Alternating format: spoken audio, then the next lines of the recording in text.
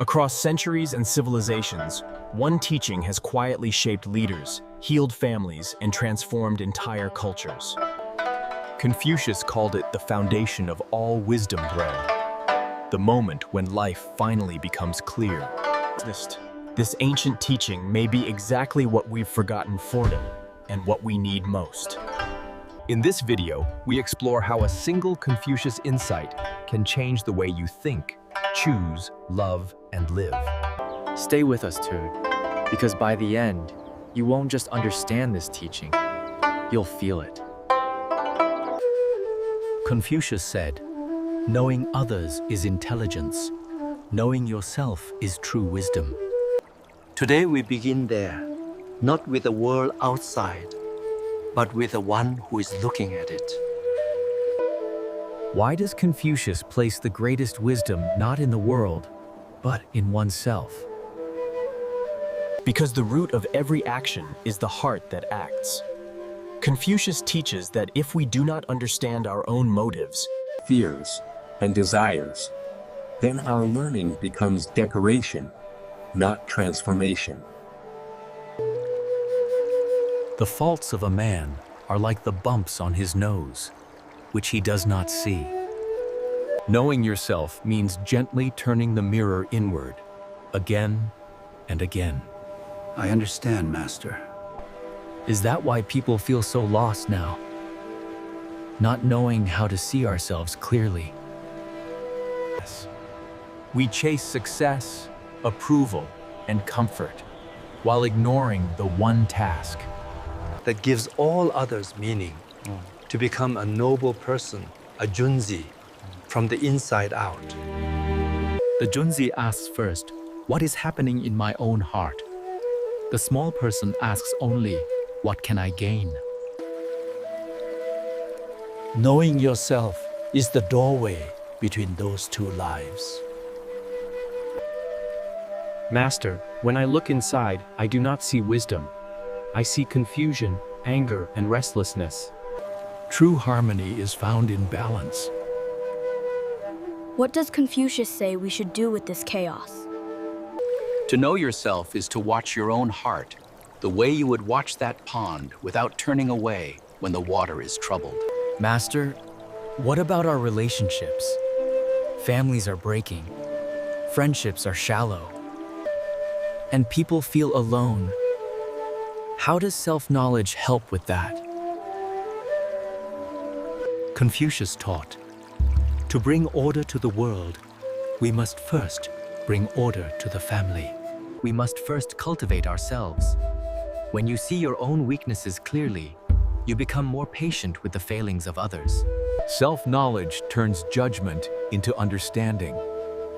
Instead of asking, what is wrong with them? You ask, what in me reacts this way, and how can I respond with human-heartedness?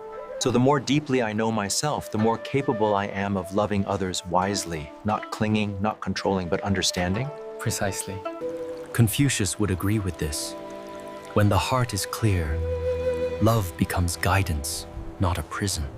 our age believes happiness comes from getting more praise, more comfort, more things. But Confucius said, "The superior man is satisfied and composed. The mean man is always full of distress." The difference is not in wealth, but in the state of the heart. Master, I see this in myself. When my exam scores, my status, or my possessions are threatened, my peace disappears. How can self-knowledge free me from this? By asking again and again, what am I truly seeking? Confucius would say that beneath the hunger for achievement lies the deeper hunger to be worthy, to be aligned with what is right. When you see this, you can stop chasing shadows and begin cultivating substance. To know yourself is to see which desires bring you closer to your true nature and which pull you away. Self-knowledge does not kill desire. It purifies it. Come. The courtyard has taught us to look within. Now let us walk further. From here, the world looks quiet. But every village below is full of worry. Money, reputation, comparison.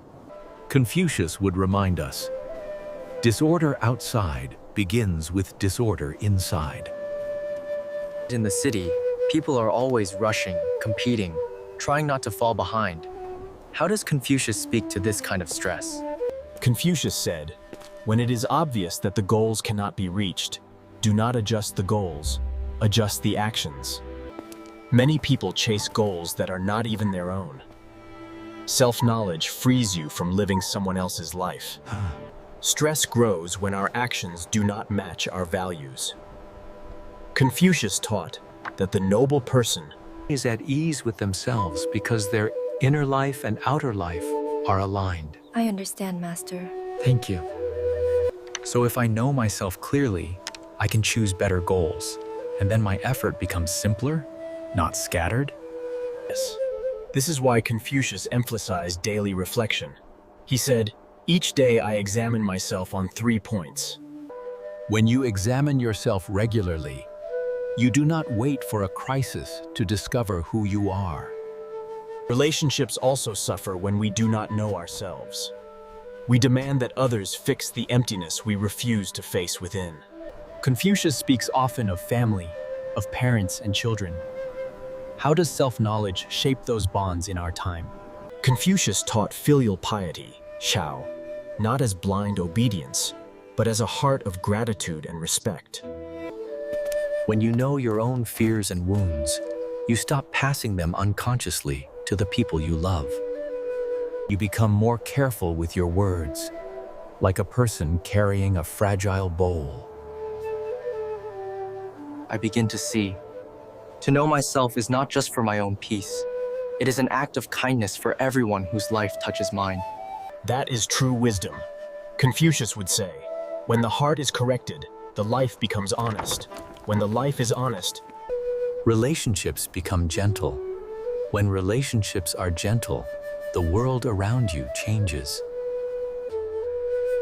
Modern unhappiness often comes from measuring life only by outer achievements. Confucius measured a person by their inner sincerity, Cheng. He would ask, "Are you true to what is highest in you?" And if I discover that my life is not true to that highest part, where do I begin? You begin with one honest moment. The man who moves a mountain begins by carrying away small stones. The first stone is admitting, this is who I have been. This is who I wish to become. Knowing yourself is not a destination. It is a lifelong walk. Each day, a little more clarity. Each day, a little more courage to live in harmony with what you see. I feel both hopeful and afraid. Hopeful because this path is clear. Afraid, because it asks for so much honesty. Confucius knew that honesty requires courage. That is why he linked wisdom with Ren, human-heartedness.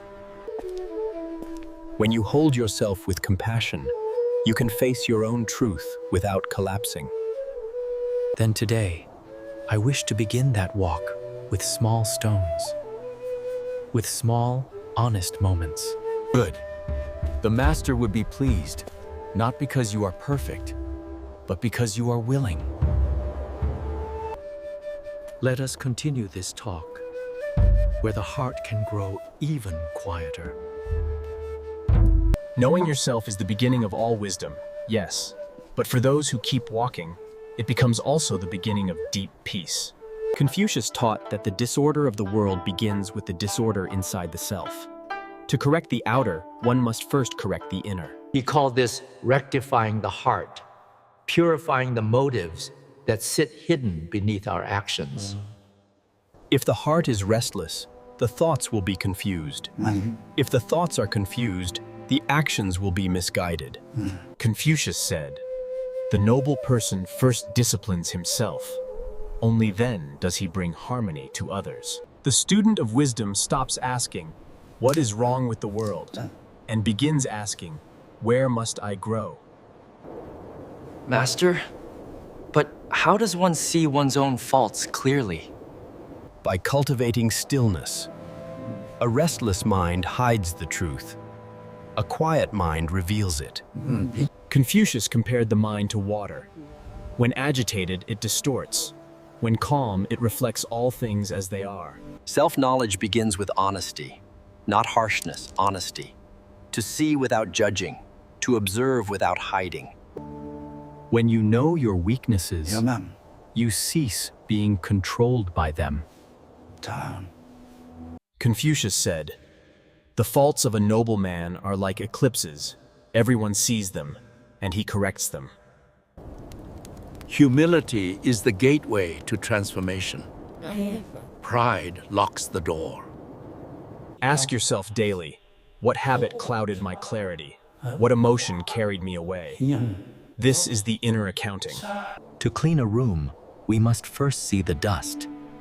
To clean the heart, we must first see the attachments. Why do attachments cause so much suffering? Because they obscure the truth. An attachment insists that life must follow our desire. But life follows the Tao, not our wanting. Confucius said, "The wise find joy in water, the benevolent find joy in mountains. Water adapts. Mountains endure. Learn both. Flexibility keeps the heart from breaking. Firmness keeps the mind from wavering. To know yourself is to understand what in you must soften and what must strengthen. When the self is aligned, life ceases to feel like a battle. The world changes because you have changed." Confucius said, "The superior man is calm and at peace. True self-knowledge begins here in a mind that no longer runs." When you see your agitation clearly, you begin to understand its roots. Most people flee discomfort. The wise observe it. Awareness is the falling blossom, light, effortless, revealing its nature in the air. Confucius taught that wisdom begins when we examine ourselves rather than blame the world.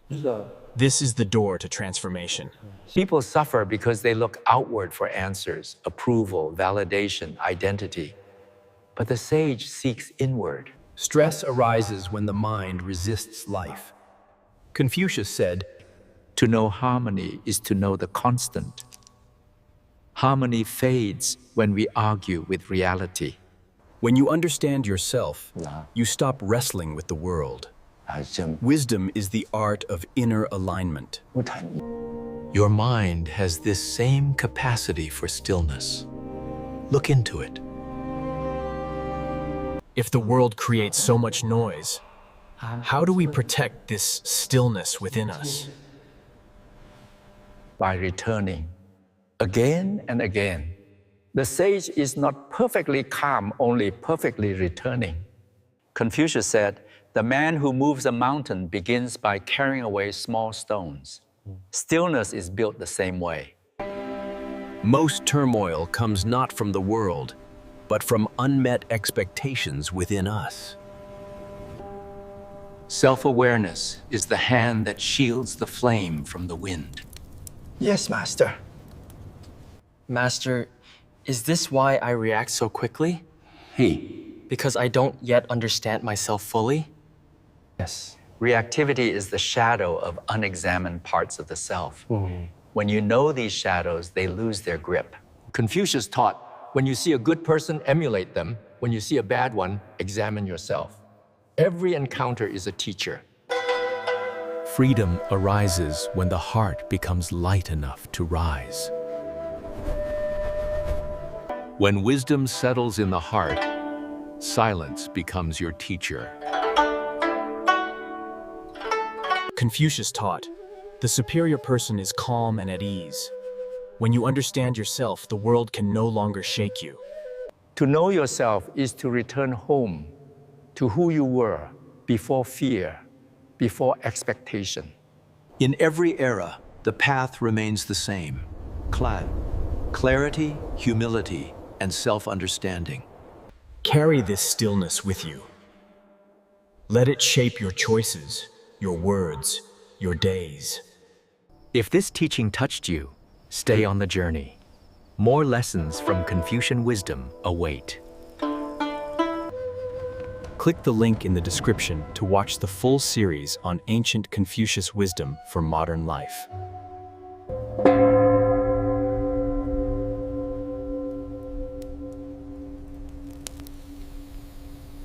If this video touched your heart, subscribe.